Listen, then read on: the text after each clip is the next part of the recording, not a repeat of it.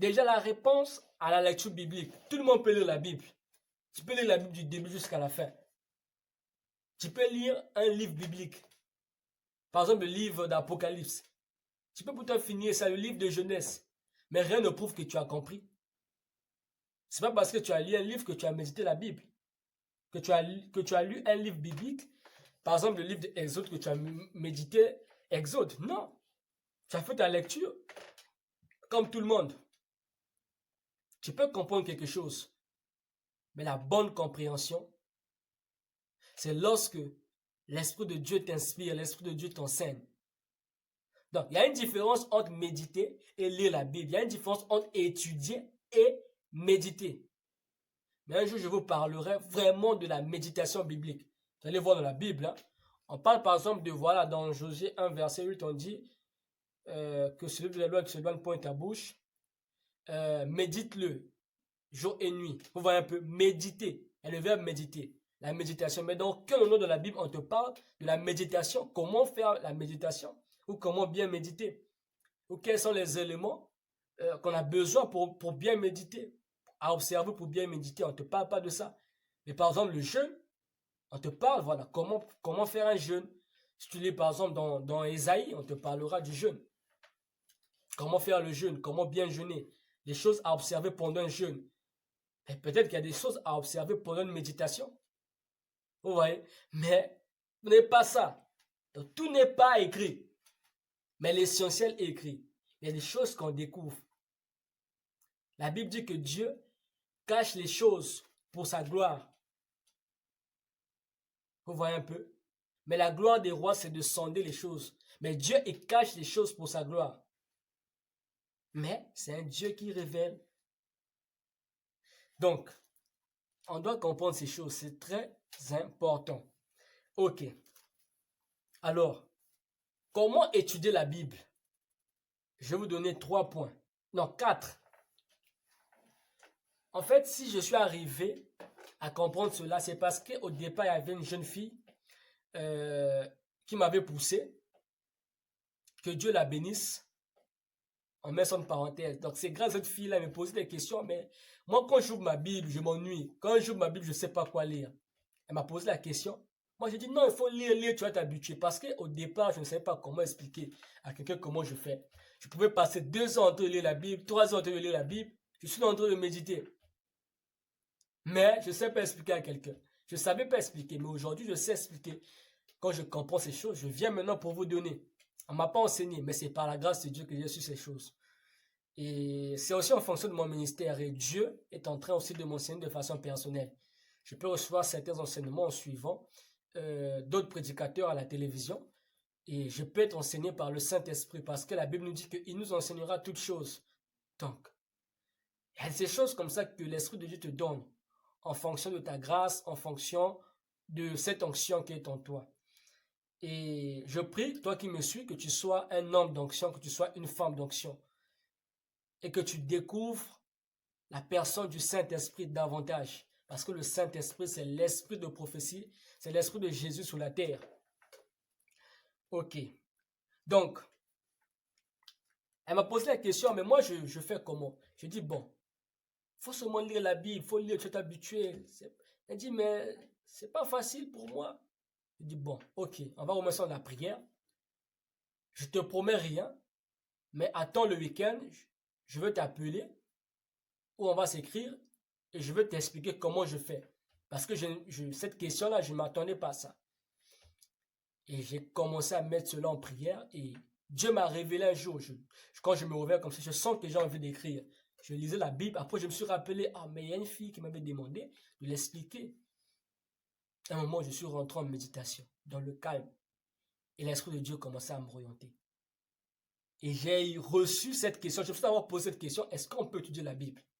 Et quand je cherchais à répondre de façon personnelle à cette question, ça m'a maintenant emmené à rentrer dans le vif du sujet, comment méditer ou comment lire ou étudier la Bible. Parce que les 3 verbes là veulent dire autre chose, sont différents, il y a une différence. Parce que toute personne qui lit médite, toute personne en fait qui peut lire la Bible peut méditer. Toute personne qui peut étudier la Bible, il lit. Il y a déjà la lecture qui est là. Mais tu peux faire une lecture biblique, mais tu n'étudies pas la Bible. Tu as juste lu. Ok. Donc, il y a 4 choses à retenir. Ok. Pour étudier, pour bien étudier ou méditer la parole de Dieu. Parce que ça t'aidera aussi les points là pour méditer. Mais il y a quand même une différence entre méditer et étudier. Mais rendez-vous que Dieu fasse grâce afin que voilà, je dispense de mon temps. J'avais déjà écrit cette prédication. Mais ce n'est pas pour maintenant parce qu'il y a déjà des prédications que j'ai prévues. Ok. Donc, il y a 4 points. Le premier point. 1. Avoir le temps. Josué 1, verset 8. Tu liras ta Bible. Il n'y a pas un temps déterminé. Donc, c'est une durée personnelle. Une durée personnelle. Tu peux choisir 1 heure du temps, 2 heures. Si tu ne veux pas, tu ne fais pas. C'est un frère, par exemple, qui me parle de ça. Je ne sais pas que la dîme du temps existait. Et j'ai compris que voilà, ça peut être pratique. Ok. Le deuxième point. C'est d'abord un conseil. Évitez d'ouvrir la Bible au hasard. Si le Saint-Esprit ne t'a pas conduit, poussé, ne fais pas le jeu d'hasard. Ne fais pas le jeu d'hasard. Donc, le deuxième point, il faut prier. Demander au Saint-Esprit de te conduire dans ton étude biblique ou dans ta méditation biblique ou méditation de la parole de Dieu. Ok. Le troisième point. Voilà. Tout dépend des temps et des saisons. Tu dois connaître le temps, tu dois avoir la connaissance de la saison. Par exemple, tu es dans un combat spirituel, tu reçois des attaques, ou tu rêves, tu as des messages de la mort par exemple. Toi tu vas, tu prends le livre de Genèse parce que tu as envie de lire la Bible. On t'a dit que voilà la Bible, ou lire la parole de Dieu, c'est rentrer en contact avec Dieu. Il faut chercher Dieu. Mais toi tu vas lire Genèse, ou tu vas lire Apocalypse. Alors qu'en ce moment tu es persécuté, ou en ce moment tu as rêvé ton papa ou ta maman morte. Ou toi-même tu es mort, mais tu vas lire Genèse. Dans Genèse, par exemple, Genèse 1 te parle de comment Dieu a créé le monde. Est-ce qu'il y a un rapport avec ta situation du moment? Non. Voilà pourquoi il faut d'abord lire la Bible. Tu as quand même une connaissance de certains... Parce que quand on lit la Bible, ok, on lit la parole de Dieu, c'est pour l'édification, c'est pour l'exhortation. On trouve aussi la consolation dans la parole de Dieu. Mais il faut savoir qu'est-ce que tu dois lire. On peut trouver une orientation divine. Vous voyez? Parce que la Bible dit par exemple dans Proverbe 29, verset 18, on dit que quand il n'y a pas de révélation, le peuple est sans frein. Heureux s'ils observent la loi. Mais la loi, c'est ce qui est écrit, c'est ce que tu connais. La révélation vient par inspiration. Ou quand tu dors soit un songe ou bien une vision. Il y a une différence. Donc, le troisième point, il faut connaître les temps et les saisons.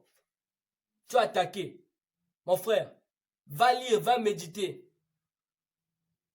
les versets, les passages qui parlent du combat spirituel, par exemple. Prends par exemple même le psaume le plus connu, psaume 91. C'est un puissant psaume. En tout cas, là-bas, il est écrit psaume 91, verset 1, par exemple. Celui qui demeure sous l'abri du Très-Haut repose à l'homme du Tout-Puissant. Verset 2, je dis à l'Éternel mon refuge et ma forteresse, mon Dieu en qui je me confie. Vous voyez, c'est beau même de retenir. Je ne suis pas tout obligé d'ouvrir ma Bible, ainsi de suite. Et quand un démon vient, il est écrit, tu ne m'atteindras pas, tu ne me vaincras pas. Je suis sous l'abri du Très-Haut. Celui qui demeure sous l'abri du Très-Haut repose à l'homme du Tout-Puissant. Tu as un sommeil qui était perturbé. Tu veux prier avant de dormir. Tu sais que tu as été perturbé par ton sommeil le matin, quand tu te réveilles. Ne lis pas d'abord Genèse, par exemple, te dire qu'il faut lire la Bible tous les jours. Non.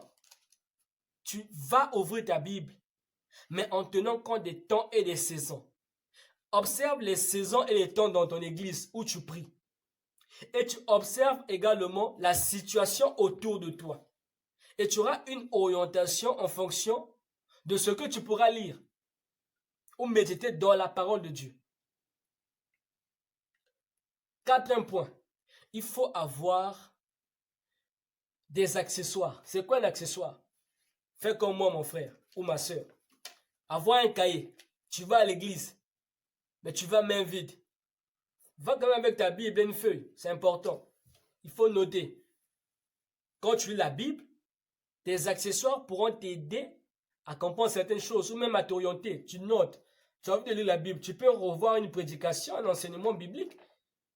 Tu n'as rien à lire. Tu ouvres ton cahier, tu cherches, tu vois ce qui peut t'intéresser. Et quand tu vas commencer à lire, vu que tu as d'abord appliqué le deuxième point qui dit prier avant de lire la Bible, l'Esprit de Dieu peut maintenant te conduire pendant que tu vas commencer. Tu as choisi une chose et l'Esprit de Dieu vient maintenant parce qu'on dit que c'est le Saint-Esprit qui nous conduira dans toute la vérité. Mes frères et mes sœurs, comprenez cela, ayez des accessoires. Les accessoires, je parle par exemple du dictionnaire. Il y a des dictionnaires bibliques, il y a des dictionnaires, voilà, le dictionnaire normal. Par exemple, Jésus-Christ dit, je suis le cep et mon père est le vigneron dans Jean 15. Jean chapitre 15. Mais toi, tu ne sais pas le cep ou le vigneron, c'est quoi? Oh, te casser la tête, tu es là, réfléchir. Non.